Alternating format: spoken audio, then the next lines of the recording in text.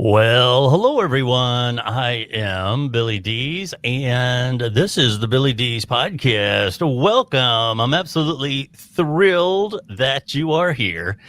With me today is Dorothy Rosby. How are you doing, Dorothy? I'm doing very well. How are you? Crazy Um, times. it's crazy times. We're going to talk about that a little bit, but let me do the rundown here. If you are new to the podcast, first of all, thank you very much for checking us out. We are available and have been available for a long time on Apple Podcasts, Spotify, iHeartRadio, on down the line. There is absolutely no question that the vast majority of our listens come from Apple Podcasts, Spotify. And what's interesting, I'm getting some interesting places that have tuned in lately, including the Russian Federation. For some reason, I'm getting large amounts of listens from the Russian Federation, which is like, totally awesome. Well, And hello to them. Yeah. yes, a lot of that. Mountain View, California is another one. An extreme, large cluster of listens from Mountain View, California. Now, I'm from Ohio, and I'm fairly well known in the northeastern Ohio, Pennsylvania regions for many reasons. I've been around a while, but for some reason, Columbus, Ohio, has lit up. So that is absolutely fantastic. Now, I want to say hi to everybody that's listening in the States and throughout the world.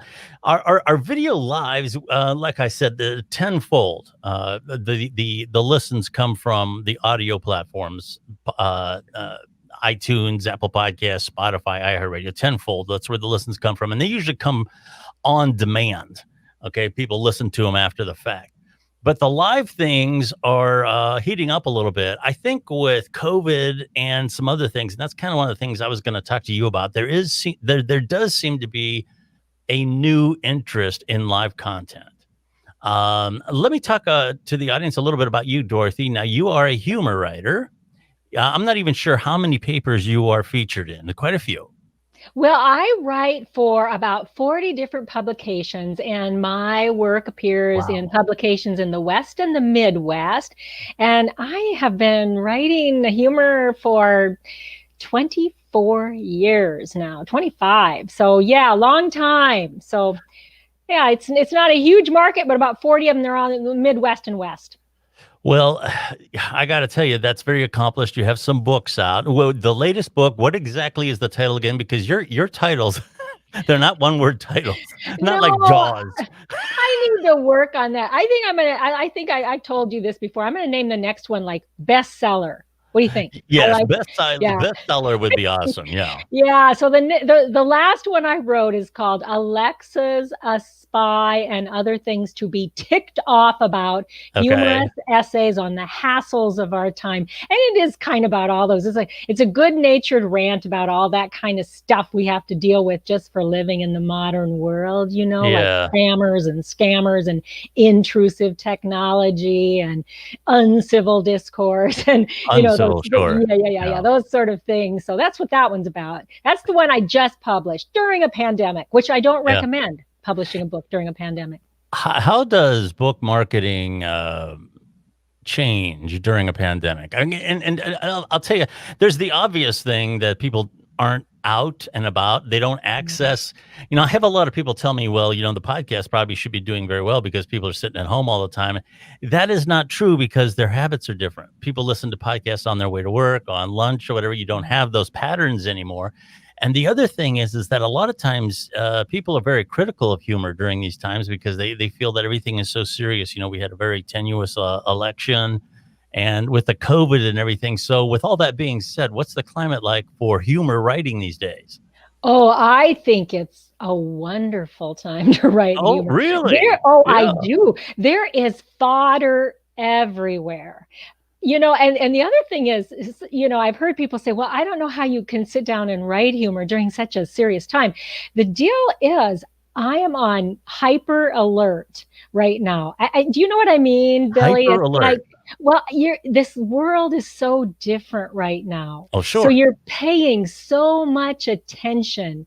So, in fact, I just today maybe yesterday started writing a new piece about wearing a mask, about the whole mask controversy, because it's really kind of funny that people are making such a big deal about this, Yes. so it's everywhere. There's so much to write about right now, so it's not hard to write about it.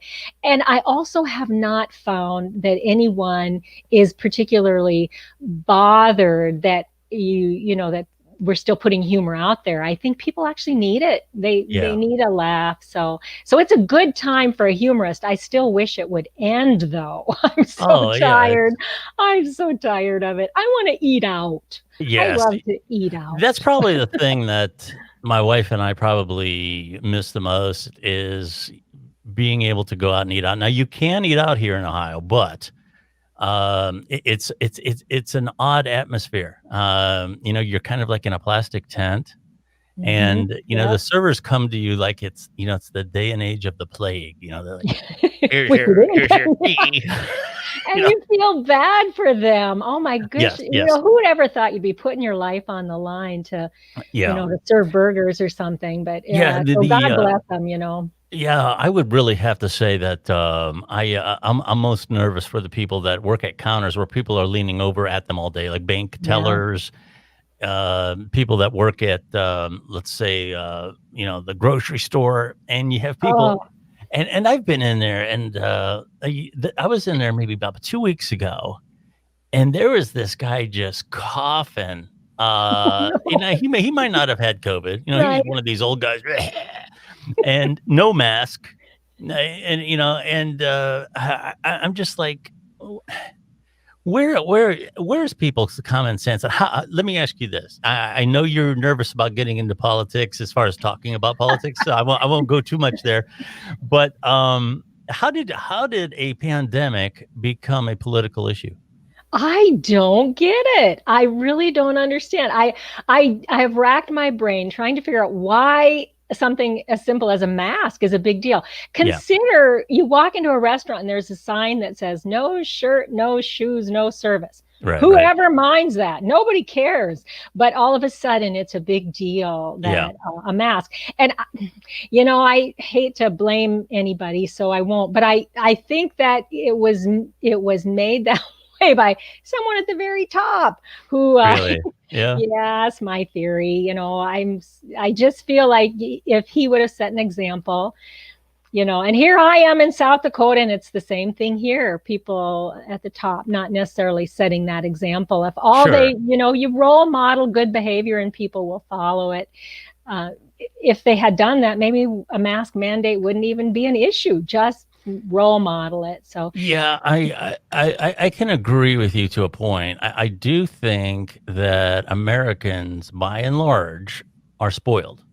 Okay, there's absolutely no question about that in my own personal opinion. I mean, if I went down a list of things, did you ever have to worry about your children stepping on a landmine on the way to school? Did you ever have to worry about turning off all your lights at night because you might get strafed or bombed? Has there ever been a place like Auschwitz within 500 miles of where you live? I could go down a whole list of things, and for just about every other country in the world, the question to at least one of those is going to be yes. The United States. No, we have we're very concerned about our right to free speech. We don't care if anybody listens. They're not going to. We never hear about our right to listen. We don't care about that. We just want our right to speak, and we need to stand up on these soapboxes and talk about all our precious rights. And I don't think that Americans really, even in the wake of 9/11, I don't believe that Americans really have had a good taste of what other countries have been through. Right. So it's so easy to say, "Oh, I have to wear a mask to go to the store, so my rights are being violated." Right. And that's it's even if you feel that masks don't do anything, if it helps the person working at the grocery store, likely for minimum wage, to feel safer, is it really that hard to put one on? Right. Well, Billy, I think masks are awesome. I never thought I'd say this, but I'm going to miss mine when this is all over. I am. Really? Well, I don't want to hurt anybody's feelings, but A lot of us, me included, just look better with half of our face up, Oh, please. and I'm glad it's this half because, in case we're driving or something. Yeah. But they do a lot of things. I have a bad habit of talking to myself. Do you do that? Oh, And certainly. I don't usually do it in public, but when I've kind of gotten into the habit of with this mask on, I forget, I'm at the grocery store. I'm like, yeah, it's way more than 13 items, or you're going the wrong way, or, where's your mask? I'm worried that I'm going to have a hard time breaking the habit when this Yeah. is all over because I'm going around the store mumbling. So there's some Yeah. real benefits. I mean, besides just the obvious one to me. Sure. Yeah, Yeah. I would agree with that. I have a tendency to smirk at inappropriate times. Yes. Yeah. So, that's kind of a good thing that I guess maybe that I'm held in check that way. Yeah. Now you're in I can never keep this straight. South Dakota, right? I'm in South Dakota, land of Mount Rushmore, and I'll tell you what, those guys aren't wearing masks either. Yes, they're not. Georgia, no, they're not. But yeah, I'm in South Dakota, and it's been kind of a hot spot around here Yes, and I lately. was going to ask you about that. Now, here in Yeah, Ohio, it's bad. Michigan is bad. South Dakota. Now, I can understand Ohio and Michigan only because we have very high population centers. A lot of people don't realize about Ohio. We're like, I'm not sure if it's seventh in terms of the size of the economy. Now, obviously, we're behind California, Texas, and Florida, and a few others. But we have a lot happening here in terms of our economy. Columbus, Cleveland, even the area that I'm in, Akron, Canton, obviously Cincinnati. You have a lot of population. You have a lot of people coming and going. I can understand why Ohio and Michigan are having problems, but South Dakota, I don't. yeah, I don't. Why is it that you guys? I mean, the infection rate I heard was really high, well into the double yeah. digits. It is, and I think in South Dakota we are so used to our life is socially distanced.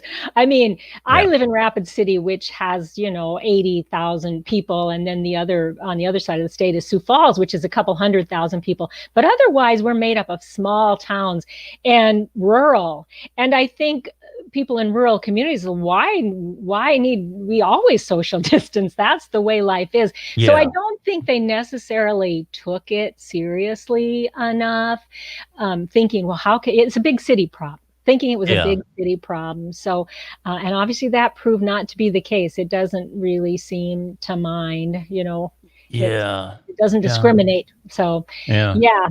But, I'm one of, I don't know, maybe 4 people in South Dakota that don't have COVID. No, I'm Yeah. exaggerating. It's very No, it is serious. bad there. Yeah, no. It's very serious.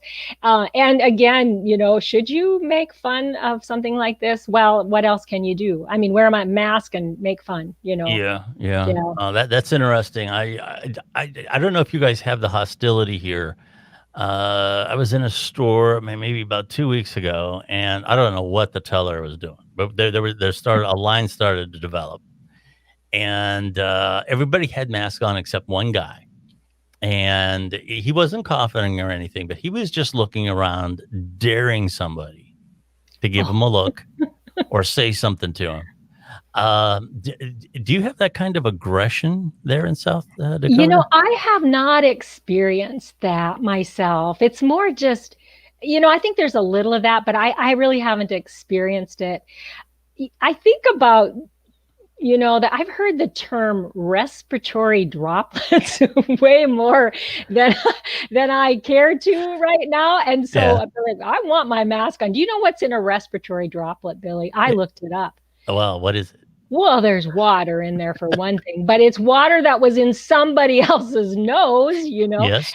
And then it's also something called physiological electrolytes. You know where you find those? Mucus and saliva. Oh, So okay. basically we're breathing each other's snot and Sure. and and spit. which is gross to Yep. say, but we're doing it, so that's even grosser. Yeah. So when you think of it that way, respiratory droplets, I don't really want anyone else's respiratory droplets. So I'm willing to stand 6 feet away and wear my mask. I don't think I will stand close to anyone ever again unless I'm like married to them, because respiratory droplets, It doesn't sound good. It doesn't even sound It good just for doesn't sound somebody good. that you're married to. You keep your respiratory droplets to yourself, would you?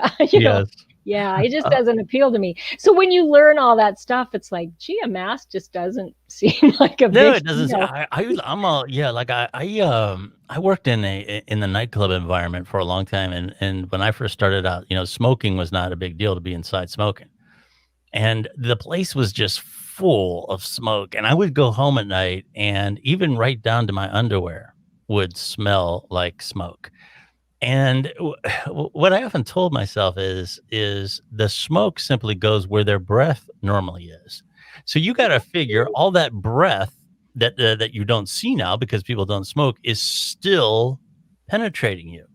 The smoke just it was kind of like a tracer bullet. It was kind of Right. showing you where it was, but you don't see it now, so you don't think about it as much. So I don't know that I don't have a problem social distancing.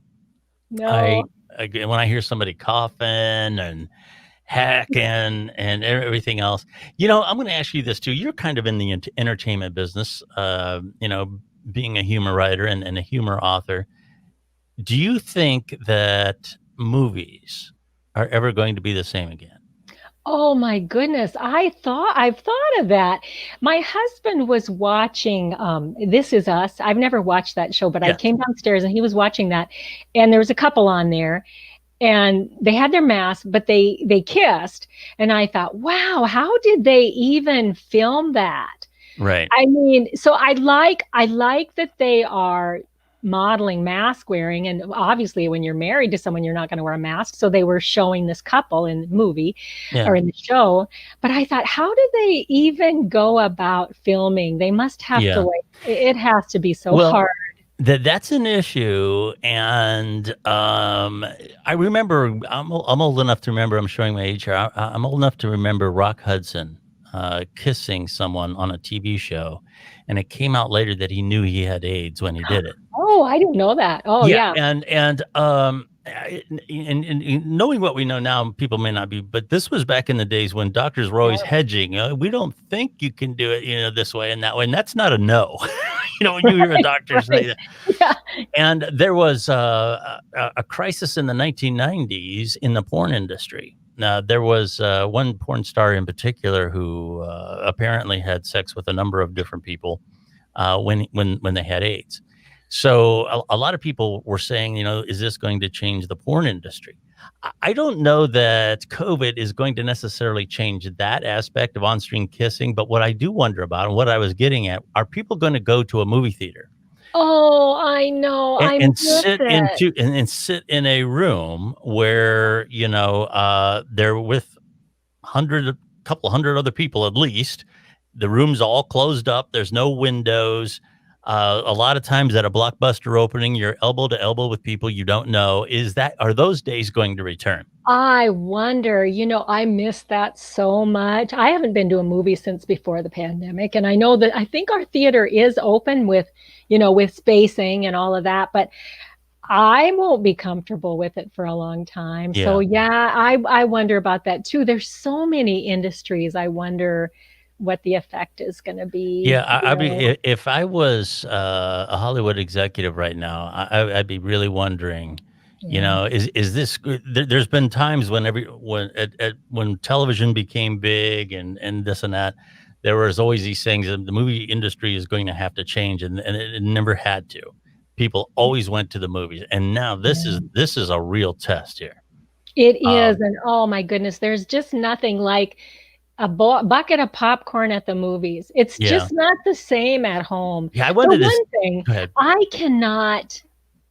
cannot watch a movie at home without ironing or exercise. I can't. Yeah. I do not sit still well. I mean, you can't believe I'm sitting still right now. It's unusual for me. Yeah, you're high energy. I am, but when I'm at the movies, I can sit because what else am I going to do? I have no ironing there, right? Right, So, exactly. so yeah, I do miss that. I love Yeah. going to the movies. I really wanted to see the new Top Gun. Oh, yeah. That was the big screen experience for sure. And Tom Cruise, whether you like him or not, his personal beliefs aside, he really works hard to get stuff on screen. He does his Yeah. own stunts, and just to see those jets in action on a big screen, I don't know that is going to continue like it once did. How they respond to that is going to be very interesting. So, Yeah. uh, Yeah. one more question about your humor for people that want to find you. First of all, I want to let you tell people where people can find you online, Okay. Twitter and so forth. And what kind of humor do you do? I mean, I know it's pretty lighthearted stuff. You stay away from politics, I know. I do. Yeah. Mostly I do. Yeah. Well, I do have a website, blog. I do a blog, DorothyRosby.com. And then I'm on Facebook and on Twitter at Dorothy Rosby. So they can Okay. find me there. The kind of humor I do really is pretty light. I do self-deprecating humor the Yeah. most. It's my favorite kind because nobody comes after you with a crowbar when you make fun of yourself instead of Sure. them. Sure. So well, and it's just my favorite. I like to read it. I like to write it. So it's kind of that. And I am a Midwesterner, so it's kind of fits in with the area that I live in. Sure. Sure. Yeah, it's fun. I like doing it. Well, the other thing that I was going to hit at was speaking of responses. Um, I don't know if you've ever done these little games, but they're not really games because you don't like try to win, but um, miscellaneous facts, little Oh yeah. things. Did you know? So we'll round out the podcast. We usually go for about a half hour. We're about 2/3 of the way there.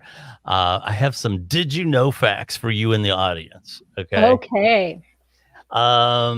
Did you know that the average mammal takes 21 seconds to empty its bladder? Oh well, I didn't know that, but having lived in an apartment building with very thin walls where I could actually hear my neighbor peeing, I have a great deal of sympathy for the poor soul who had to do the timing for that study. Yes, So yes. yeah. I was Mhm. wondering about that. Now, typically, since I'm over 50 now, by the time I realize that I have to go to the bathroom to the time I make it there, it's about 21 seconds. Yeah. So, What? I can see myself tonight. Maybe I'll time that because yeah. just not something I Well, thought. just so you know, if you want to check this out, researchers from the Georgia Institute of Technology are the ones that figured this out. And they found that mammals weighing more than 6 pounds take about That would be 21 yeah, take about 21 seconds to urinate. And according to Life Science, this consistency is due to the fact that the urethra is appropriately scaled to enhance flowing. Oh, So, well, that's good. Yeah. yeah, yeah. It should be. Yeah. So if you want to check this out, go to www Life Science. Most mammals take 21 seconds to pee. I am That's timing the that URL. time I pee. Yes, I'm timing that. Good Yeah, to right. know. Yeah, that's funny. There's some other places I could go with that, but being that this show is mixed company, I won't. Yeah, Yeah. sure. Um, did you know that the top speed of the winning car in the first United States race was 7 miles per hour? I didn't know that because I wasn't there. But I suspect I drove that car later, bought it used because I had the slowest car in history. I had a Plymouth Scamp. It was in its Oh, day, I'm sure it was great, but by the time I got it, it was very old. And I got a speeding ticket one time, Billy. Well, no, I've got a speeding ticket more than once. I've got a But couple of with that car. And I was so excited because I didn't think the car went that fast. So it might have been that car at that first race. It was that old. If you want to check this out, this is at the Encyclopedia of Chicago History. .org, and this happened on Thanksgiving Day, November 7th, 1895. Anniversary coming up. Yes, and 7 miles an hour. And that's hard to believe because you can run faster than that. I was gonna say I might be able to beat that. Yeah. Maybe not. But Did you know that there is a basketball court inside the United States Supreme Court building? well, of course there is, and there have been a lot of games there lately Sure. under the coach of Mitch, Coach Mitch, right? Yes. Yeah, they don't play 5-on-5 though. I think they play 6-on-3 now. So 6-on-3, yes, and there's people who want to change that. They want to stack it a little bit. yeah. And by the way, I'm not for that. I think that if you keep playing games with the court trying to manipulate a political ideology, where does it end? Because every 4 years you're going to be stacking more. You're going to be stacking more. I think they need to close that basketball court down, don't you? Yeah, No more yes. games at That the Supreme particular Court. one, yes. The one I'm referring to is an actual basketball court, and they call it the highest court in the land. Isn't that Oh funny? no! I should have guessed that. Yes, and the name was given to the basketball court that is located in the United States Supreme Court building, located on the top floor. So it's the highest for a lot of reasons. It was a former storage room and then was turned into an exercise area for courthouse workers in the 1940s before somebody eventually put a hoop in there. And that's according to Sports Illustrated Supreme Court building basketball court. Do the justices play? I doubt it. I do too. I Robes, though that the would robes, kinda, it would that get would really slow. hot quick. Yeah, you'd get sweaty. You were talking about droplets a minute ago. Did you know that the food, unless it is mixed with your saliva, you can't taste it? I did not know that. Oh, I did know that, which is why I spit in my family's food. No, I don't do that. But if they ever complain, I will. You will. I That's fine. would, yeah. Wouldn't Okay. you? Yes. Now I know this, but I find it interesting. Did you know that every time you see a full moon, you always see the same side? Oh yeah, yeah. It's like Yeah. watching Fox News Yeah, or MSNBC. or either Yeah. one. Yeah, it is. Yeah. And it used to be that CNN was the same ones, but they're not anymore either. They're all, they all drive it's all about ratings and telling people what they want to hear, which quite Entertainment, frankly, yeah. which quite frankly is a dilemma because if you're in the news business, if you give nuanced fact based reporting, which takes some time, I'm not sure people have the patience for that. They want to hear what they want to hear and move on to the next thing. So that's kind of a dilemma for news people, and that's another discussion, but another time. But yes, just to let the people know, the moon is actually in synchronous orbit, meaning that it spins around once for every rotation, so the same side is always facing the Earth. So if you can kind of imagine a ball and chain, and you spin it around, the same side of that ball is always facing you. Yeah. A lot of people know that, but I'll tell you what's interesting about the moon that you may not know, and is that the moon is. Let me put it this way. The sun is 400 times farther away than the moon is, but the moon is 400 times smaller. So that's why they make a perfect eclipse. Isn't that awesome? Yes. That was really good planning on someone's part. That was good planning. Yeah. Either that or because you can see that the moon is slowly moving away. When the astronauts went up there, and for the people that don't believe, and there's a lot of them, there's a lot of flat earthers, and there's a lot of people who don't believe that the moon landing actually happened.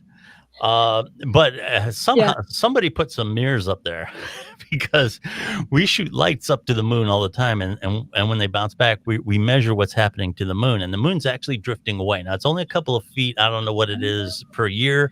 But over time, the moon is going to get farther and farther away, and that won't hold up anymore. It won't completely cover the sun during an eclipse at some point. So.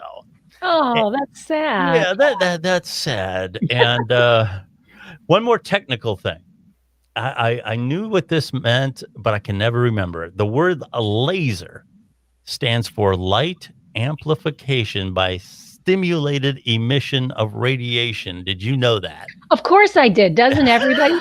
Yeah. But what It's not at the tip of my tongue, but I do know what it means. Oh yeah. There is another meaning though. There is another laser word, and it is let's all settle on the election.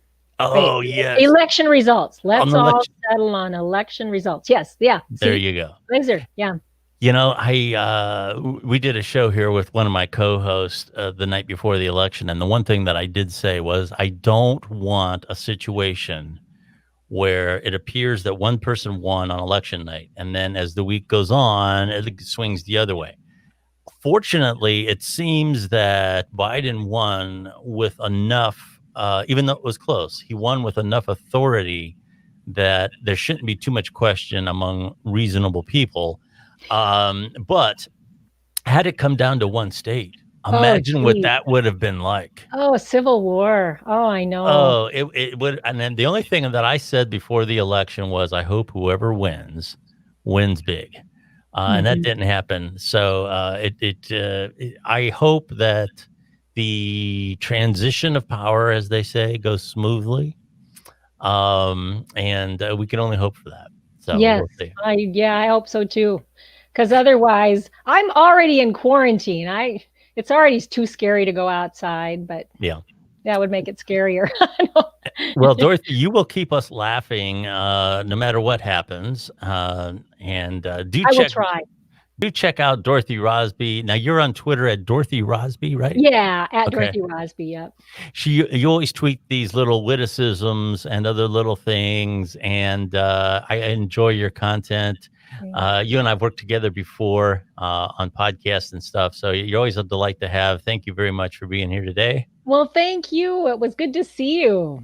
Well, thank you. And to our listeners at home, again, this will be available on all of our normal podcast platforms, including Billy Dees on Apple Podcasts, Spotify, iHeartRadio. And there's ones that I quite frankly, haven't even heard of. I'm going to come up with a list of them maybe the next time that I'm being carried on now, which is great. So wherever you're hearing us, thank you very much for listening in. And you can find me on Twitter, real easy to find, at Billy Dees. You can tweet me anytime. I'd love to hear from you. And just be nice. That's the only thing I got to say. You have to be nice. That's all I can tell you. So anyway, Dorothy, thank you very much for being on the podcast today. And best of luck to you. I hope things get better there in South Dakota with the COVID, as I hope they do all over the world. But I know you guys are really, really, really struggling with it. So I hope things get better for you. Thank you. And I hope you're well there too. Stay well, wear your mask. It's a little touchy here in Ohio. They're talking about, what did they say? Slowing down, not closing down, is the buzzword that somebody came up with at the governor's office today. So we'll find out more about what that means in the coming days. So, all right. Good luck to you there in South Dakota. Keep in touch. And you're welcome here anytime, Dorothy. Sounds good. Thanks for having me. Good to see you. You're very welcome. Thank you.